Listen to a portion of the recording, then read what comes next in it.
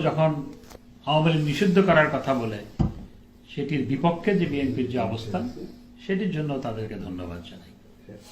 এবং একই সাথে আজকে যখন মুক্তিযুদ্ধকে অস্বীকার করার অপচেষ্টা হচ্ছে, সেটির বিরুদ্ধে বিএনপি অবস্থান নিয়েছে, সেজন্য তাদের ধন্যবাদ জানাই। কিন্তু সারা দেশে আমাদের নেতাকর্মীদের বিরুদ্ধে তাদের নেতাকর্মীরা যে কাজগুলো করেছে, এখনো করে যাচ্ছে, সেটি অবশ্যই বিএনপিকে দমন করতে হবে।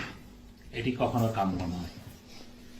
আমি বিভিন্ন মিডিয়ার সাক্ষাৎকারে আমাকে অনেকে জিজ্ঞেস করেছে যে আপনারা কি প্রয়োজন হলে, বিএনপি যদি বলে আপনারা যদি প্রয়োজন হলে গণতন্ত্রের জন্য একসাথে কাজ করবেন কিনা।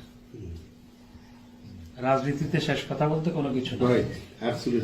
আমরা গণতন্ত্র রক্ষার জন্য আমরা যে কোনো গণতান্ত্রিক রাজনৈতিক দলের সাথে আমরা কাজ করতে আগ্রহী।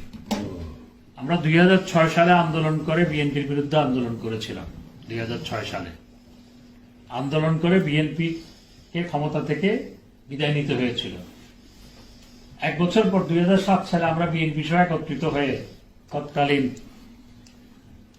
যে অস্বাভাবিক সরকার, আজকের মতো তখন আরেকটা সরকার ছিল, সেই সরকারের বিরুদ্ধে বিএনপি সহ একযোগে আন্দোলন করেছিল ঐক্যবদ্ধভাবে।